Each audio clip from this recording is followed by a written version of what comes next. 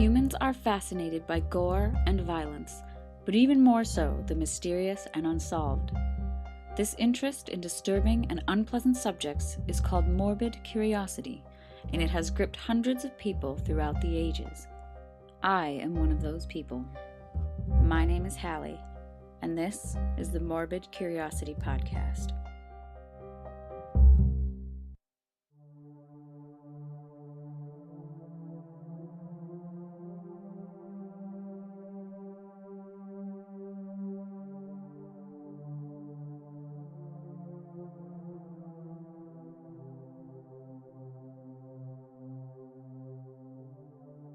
During one of our previous episodes, Imposter, which was about Capgras delusion, I mentioned a creature of folklore called a changeling. There was some interest in hearing more, so I've put together an episode about them for you. I want to let you know in advance, this episode deals largely with infanticide and child abuse, so if that's something you aren't comfortable hearing about, you may want to skip this one. When most people think of fairies, they think of small, winged humanoid creatures that can be tricksters, but are mostly helpful to humans. This version of the fairy, which is mostly derived from the Victorian era and more recent animated films, is far from the fae of traditional European folklore. Before I go into that, though, I want to go over the history of fairy folklore. The term fairy is sometimes used to describe a variety of magical creatures, such as elves, goblins, and gnomes. Other times, the term refers to a specific type of more ethereal creature or sprite. Fairy was originally used as an adjective, meaning enchanted, and was used as a name for many enchanted creatures from as early as the late Middle English period, between 1150 and 1500 CE. Beliefs surrounding what fairies are varied. Some of these beliefs include that fairies are spirits of the dead, or some form of demon or demoted angel. Early alchemists, including Paracelsus, a Swiss physician, alchemist, astrologist, and father of toxicology, thought that fairies were elemental spirits, gnomes, or sylphs. Another belief was that they were a species independent from humans. At one time, scholars of folklore suggested the idea of fairies evolved from folk memories of a prehistoric race that was vanquished or driven out by newcomers. Memories of this defeated, possibly hidden people developed into belief in fairies. However, this theory has fallen out of favor with modern scholars. Fairies were also thought to be demons. This belief grew with the rise of Puritanism in the 16th and 17th century. The hobgoblin, once a friendly household spirit, also became a wicked, evil creature in this way. Rumored dealings with fairies were punishable as a form of witchcraft in this era. The mythological elements that are combined in fairies can be attributed to Celtic, Germanic, and Greco-Roman mythology. Folklorists suggest that their true origin lies in religious beliefs that were cast aside with the advent of Christianity, making them difficult to uncover. Several everyday situations were often attributed to fairy pranks, such as tangles in the hair after sleeping, losing small items, and getting lost. These pranks were generally harmless, but there were far more dangerous things a fairy could do to a person. Consumption, a term used to describe what we know today as tuberculosis, was sometimes blamed on fairies forcing young men and women to dance every night in their sleep, an activity that caused them to waste away from lack of rest.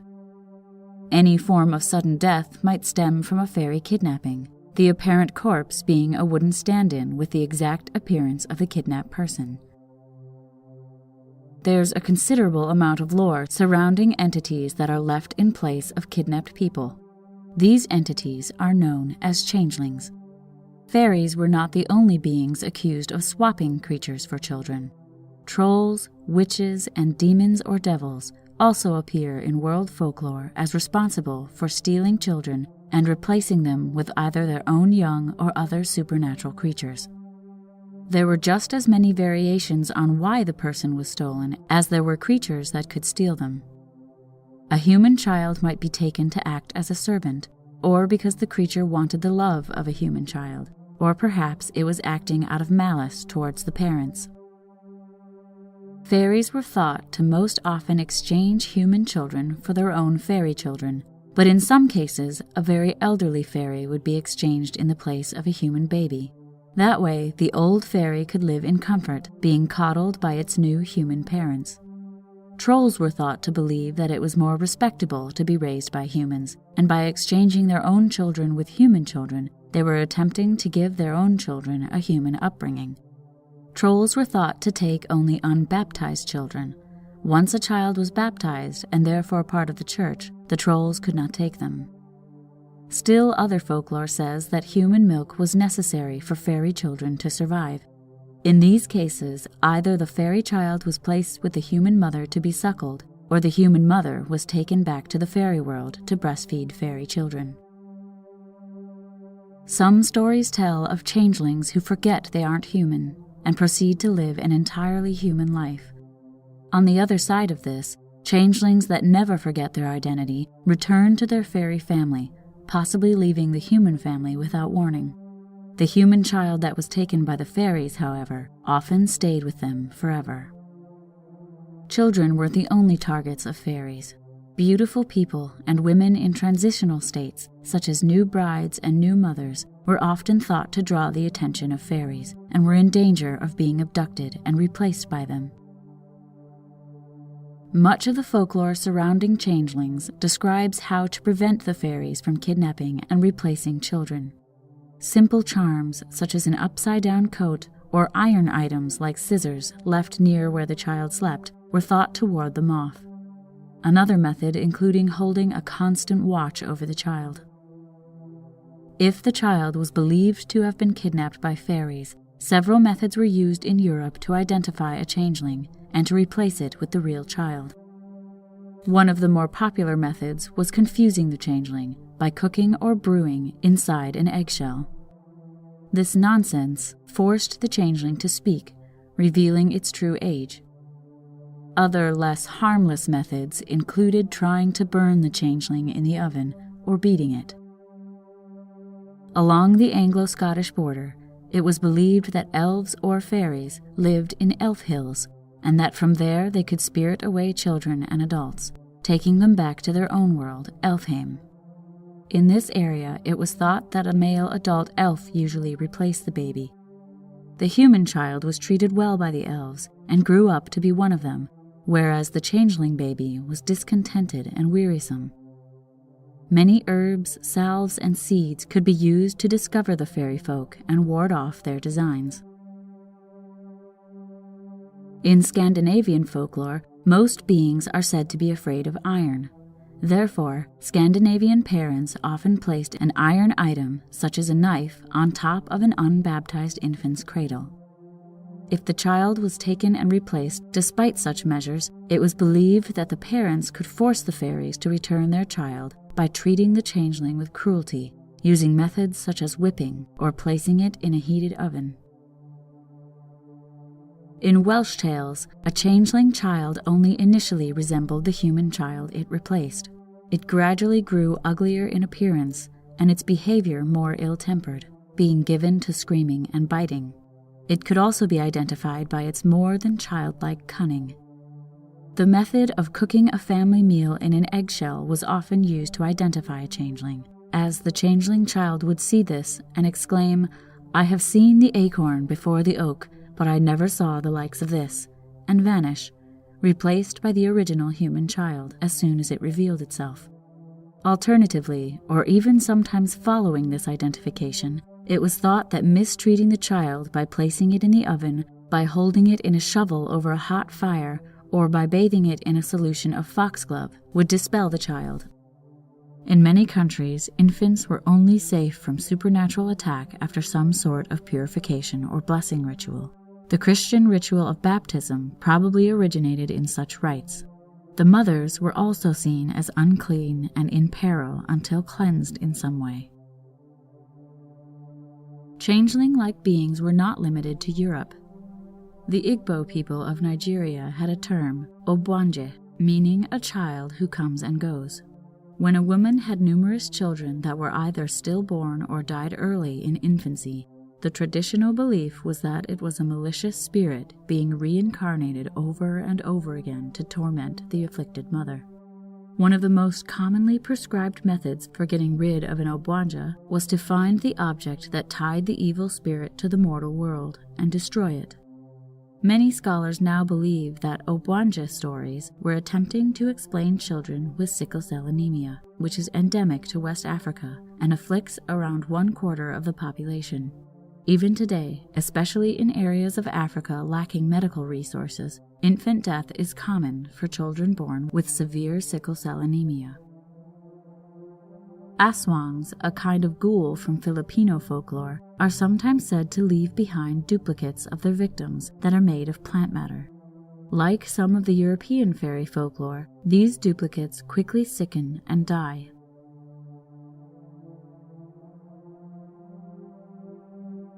The methods I've described of dealing with a child or adult thought to be a changeling may seem barbaric, but infanticide, or the killing of children, has a deep history among humans. Infants that were disposed of fell into 2 distinct groups in ancient Western society: the unwanted child and the disabled child. Unwanted children were those that were thought to contribute to overpopulation, were illegitimate, or another mouth that would be left unfed. The elimination of these children was done for what were then pragmatic reasons, but the same was not true for the elimination of disabled children.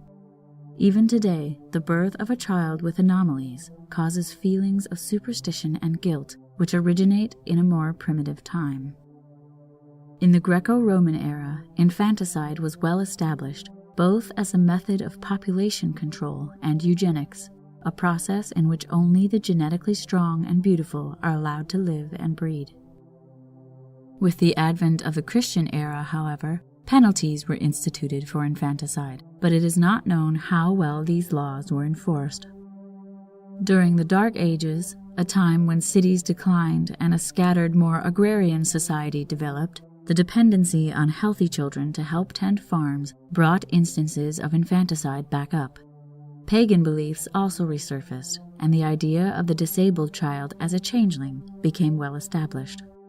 Those that held on to Christianity did not believe in fairies, but instead that the devil or demons had taken or possessed the child or adult, and therefore also disposed of the disabled. By the 1400s, Christianity rose again, and with it the belief that witches stole children to sacrifice them to the devil and replace them with changelings. Another belief was that the sins of the parents were to blame for the child being stolen or possessed by demons. Over the next few centuries, laws were created to stop infanticide, but it continued to occur into the early 19th century. In the 1880s, what is considered a post-Enlightenment society, public outcry brought about better enforcement of anti-infanticide laws and the creation of foundling hospitals and orphanages, which led to a steep drop in infanticide. However, this didn't stop infanticide due to a belief in changelings completely. Several 19th century cases reveal the continuing belief in changelings. In 1826, a woman named Anne Roach bathed a 4-year-old boy, Michael Leahy, who was unable to speak or stand, 3 times in a river. He drowned during the 3rd bath. She swore that she was merely attempting to drive the fairy out of him. She was tried for murder and acquitted. In Ireland in 1895, a woman named Bridget Cleary was set on fire and murdered by multiple people, including her husband and several cousins, after she was accused of being a changeling. It's debatable whether her husband actually believed her to be a changeling, or if he concocted a fairy defense to cover up that he murdered his wife in a fit of rage.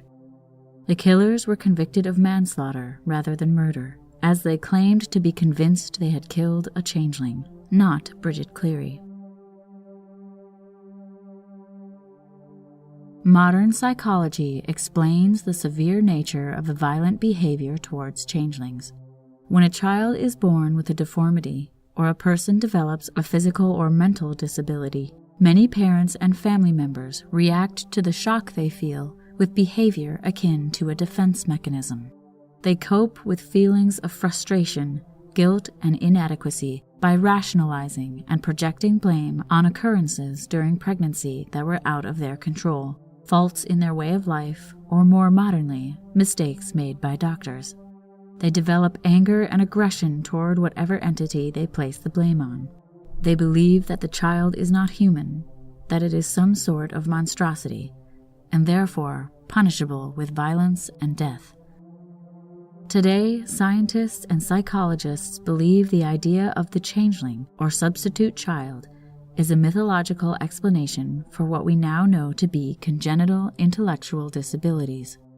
Among the diseases or disabilities with symptoms that match the description of changelings from various legends include cystic fibrosis, progeria, Down syndrome, regressive autism, Prader-Willi syndrome, and cerebral palsy.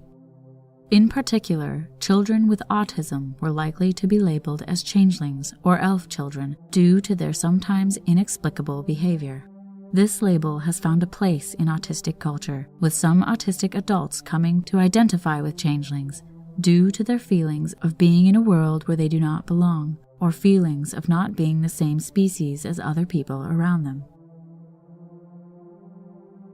Dr. Roy Muir of the Otago University Medical School in New Zealand states that the changeling legend also explains pathological developmental problems of both the child and the parents, such as early failure of attachment, in which the parent or child fails to develop a bond, rejection, in which the mother is despondent toward the child due to its being unwanted or associated with something painful, and any other failures in the separation-individuation process, a process in which the child becomes aware that it is an individual entity apart from its mother. Dr. Muir expands on this, saying that many of the changeling tales are concerned with early infancy and the phase of parenthood just after the child is born. It expresses a universal fear of madness, filicidal impulses, or impulses to kill one's own child, mixed feelings toward infants, and a fear of and for them. Dr. Karen J. Renner, assistant professor at Northern Arizona University, states that in modern popular culture, the changeling was either never a child or never will be one again. Changelings directly confront our assumptions about children being innocent and vulnerable as merely that, assumptions, and that is why they disturb us. Because the changeling only looks like a child but is thought to actually be something very different, we as humans attribute its deviations from our vision of the archetypical innocent child to its monstrosity. And because changelings are monsters, not children, we as humans are justified in violent retaliation against them. This is true not only for changelings, but for the whole genre of evil children that are so prolific in both ancient mythology and modern media. And she's not wrong. In mythology, folklore, books, music, film, television, and video games, the evil child trope comes in a variety of forms, including changelings, feral children, and monstrous newborns. Each variant of the evil child character gives a different explanation for why the evil child exists, and this reason changes with the changing historical circumstances and ideologies. An example of this lies in the differences in origin of changelings between pagan belief and Christianity. The pagan version of the myth is that changelings are due to fairies stealing children and replacing them with fairy children, where in the Christian belief, it's demons or the devil that make the swap. As the situation changes, so does the story. Either way, the evil child or swapped child has been ingrained in our culture for a very long time. Renner suggests that the recent explosion of stories about evil children doesn't demonstrate a decline in the belief of childhood innocence, but the desire to preserve its purity. Examples of changelings in our modern media are no less prolific and exist in television, film, books, and games. I'm only going to name a few because changelings and other evil child variants are fairly common in sci-fi, horror, and fantasy stories. In recent books, the novel The Good People by Hannah Kent is based on the incident I mentioned earlier, involving the drowning of the 19th century changeling Michael Leahy.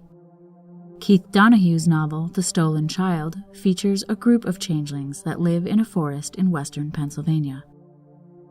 Although it doesn't center on changelings, Jonathan Strange and Mr. Norrell by Susanna Clarke features the more dangerous sort of fairy magic and includes a kidnapped woman who is replaced by a changeling created from a piece of wood. This book is one of my very favorites, and I definitely recommend checking it out.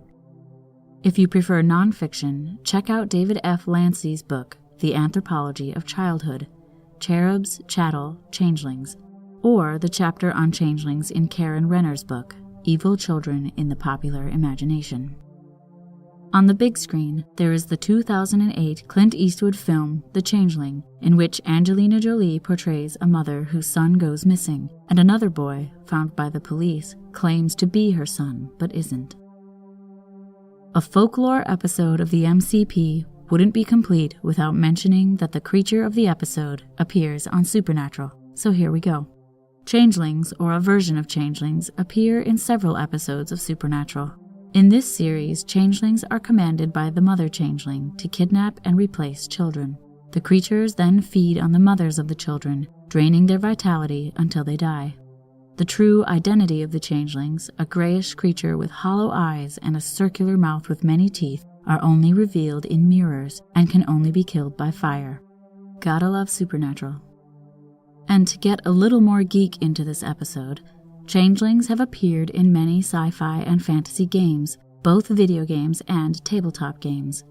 One of the best known is Pathfinder, in which the players can choose to play a changeling character. In Pathfinder, changelings are the offspring of hags and men who they seduce through magic or madness. The infant changelings are left on doorsteps and raised by strangers. Changelings tend to resemble their father's race, but they are always female. Their mismatched colored eyes and extremely pale skin are the only hints of their true heritage. At puberty, a hypnotic spiritual voice beckons them to travel and discover their true origins. I actually play a changeling oracle in one of the campaigns I'm a part of. Geeky, I know, but I love it. The legend of the changeling appears to have developed from a lack of understanding. Humans tend to fear what they do not understand, and that fear often drives us to violence. However, thanks to modern science and psychology, the fear of changelings has mostly been put to rest. What once was cause for alarm and rage is now surrounded by understanding and treatment. The changeling and its history has become a morbid curiosity.